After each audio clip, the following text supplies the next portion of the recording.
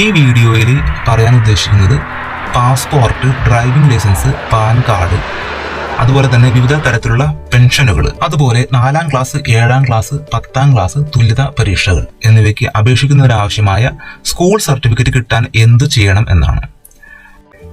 ഈ സർട്ടിഫിക്കറ്റിന് അപേക്ഷിക്കാൻ ആദ്യമായി ചെയ്യേണ്ടത് ഏത് സ്കൂളിലാണ് അവസാനമായി പഠിച്ചത് എന്നും അത് ഏത് കാലയളവിലാണ് എന്നും ഓർത്തെടുക്കുക എന്നതാണ്. അതിനുശേഷം ഏത് വർഷം മുതൽ ഏത് വർഷം വരെയെന്നും ഏത് ക്ലാസ് മുതൽ ഏത് ക്ലാസ് വരെയാണ് പഠിച്ചതെന്നും വ്യക്തമാക്കി സ്കൂളിലെ ഹെഡ് മാസ്റ്റർക്ക് ഒരു ആപ്ലിക്കേഷൻ അഥവാ അപേക്ഷ നൽകണം. ഈ അപേക്ഷാ ഫോം ഈ വീഡിയോയുടെ താഴെയുള്ള ഡിസ്ക്രിപ്ഷനിൽ കൊടുത്തിരിക്കുന്ന നീല ലിങ്കിൽ ക്ലിക്ക് ചെയ്താൽ ഡൗൺലോഡ് ചെയ്യാവുന്നതാണ്. ഈ ആപ്ലിക്കേഷൻ ഫോം എങ്ങനെ പൂരിപ്പിക്കണമെന്നാണ് ഇനി കാണിക്കുന്നത്. ഈ ആപ്ലിക്കേഷൻ ഫോമിൽ ആദ്യം സ്ഥലം എഴുതുക. അതിനുശേഷം നമ്മൾ അപേക്ഷ നൽകുന്ന തീയതി ഇവിടെ കൊടുക്കുക.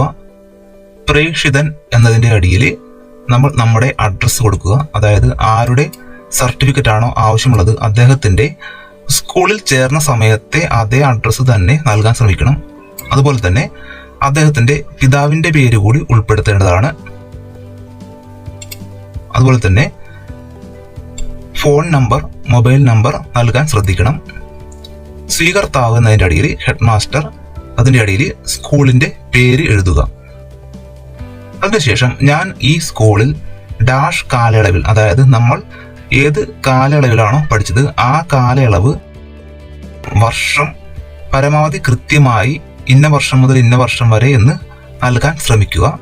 കാലയളവിൽ പഠിച്ചുകൊണ്ടിരുന്നതും ഡാഷ് ക്ലാസ്സിൽ പഠനം നിർത്തുകയും അഥവാ പൂർത്തിയാക്കുകയും, അതായത് ഏത് ക്ലാസ്സിൽ വെച്ചാണോ പഠനം നിർത്തിയത് അല്ലെങ്കിൽ പൂർത്തിയാക്കിയത് അത് ഇവിടെ നൽകുക.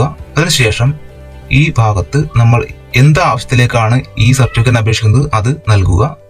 അപ്പോൾ ഇവിടെ സ്കൂളിൽ പഠിച്ച കാലയളവ് നൽകുക. ഇന്ന വർഷം മുതൽ ഇന്ന വർഷം വരെ എന്നത് പരമാവധി കൃത്യമായി നൽകാൻ ശ്രദ്ധിക്കുക. ഇവിടെ നൽകേണ്ടത് നമ്മൾ ഏത് ക്ലാസ്സിൽ വെച്ചാണോ പഠനം നിർത്തിയത് അല്ലെങ്കിൽ പൂർത്തിയാക്കിയത് അത് നൽകുക. ഇവിടെ എന്താവശ്യത്തിലേക്കാണോ ഈ സർട്ടിഫിക്കറ്റ് വേണ്ടത് ആ ആവശ്യം ഇവിടെ എഴുതുക. അതിനുശേഷം ഈ വിശ്വസ്തയോടെ എന്നതിന്റെ അടിയിൽ നമ്മൾ പേര് എഴുതി ഒപ്പ് ഇടേണ്ടതാണ്.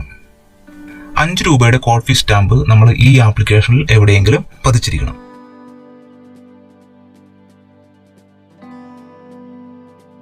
SC ST വിഭാഗത്തിൽപ്പെടാത്തവർ ഈ ഫോമിൽ 5 രൂപയുടെ കോഡ് ഫീസ് സ്റ്റാമ്പ് പതിച്ചിരിക്കണം.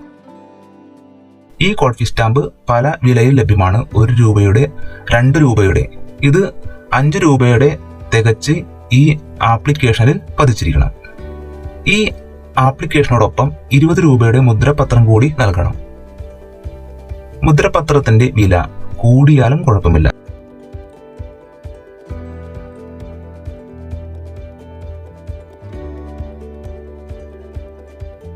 ന്റെ ഇല്ലെങ്കിൽ 2 10 ആയാലും മതി.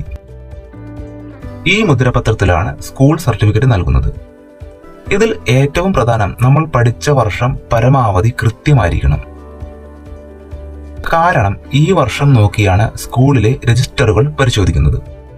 വർഷം കൃത്യമാണെങ്കിൽ പെട്ടെന്ന് കാര്യങ്ങൾ നടക്കും. അതുകൊണ്ട് തന്നെ കൂടെ പഠിച്ചിരുന്ന ആരോടെങ്കിലും ചോദിച്ചു കൺഫേം ചെയ്തിട്ട് വേണം അപേക്ഷ പൂരിപ്പിക്കാൻ. അപേക്ഷ സമർപ്പിക്കുമ്പോൾ സ്കൂളിലെ ഫോൺ നമ്പർ കുറിച്ചെടുക്കുന്നത് കൂടുതൽ അന്വേഷണങ്ങൾക്ക് നന്നായിരിക്കും. പിന്നെ ഏറ്റവും പ്രധാനപ്പെട്ട സംഗതി, അപേക്ഷ സമർപ്പിക്കുന്ന സമയത്ത് ഒരു പഞ്ചായത്ത് മെമ്പറെയോ മറ്റു രാഷ്ട്രീയക്കാരെയോ കൂടെ കൂട്ടിയാൽ വളരെ പെട്ടെന്ന് സർട്ടിഫിക്കറ്റ് കയ്യിൽ കിട്ടും എന്നതാണ്. നിങ്ങൾ അവസാനമായി പഠിച്ച സ്കൂളിൽ നിന്നും പഴയ രജിസ്റ്ററുകളുടെ നഷ്ടപ്പെടൽ മൂലം സ്കൂൾ സർട്ടിഫിക്കറ്റ് ലഭിക്കാൻ യാതൊരു നിവൃത്തിയും ഇല്ലെങ്കിൽ അതിന് തൊട്ട് മുമ്പ് പഠിച്ച ഏതെങ്കിലും സ്കൂളിലെ സ്കൂൾ സർട്ടിഫിക്കറ്റ് ആയാലും മതി. പെൻഷൻ മുതലായ ആവശ്യങ്ങൾക്ക് ജനന തീയതി തെളിയിക്കുന്നതിന് ഇതുപോലെ നമ്മൾ പഠിച്ച ഏതെങ്കിലും സ്കൂളിലെ സ്കൂൾ സർട്ടിഫിക്കറ്റ് കിട്ടിയാൽ മതി. അതായത് അവസാനം പഠിച്ച സ്കൂളിൽ നിന്നും സ്കൂൾ സർട്ടിഫിക്കറ്റ് ലഭിക്കാൻ ഒരു വഴിയുമില്ലെങ്കിൽ വിഷമിക്കേണ്ട കാര്യമില്ല.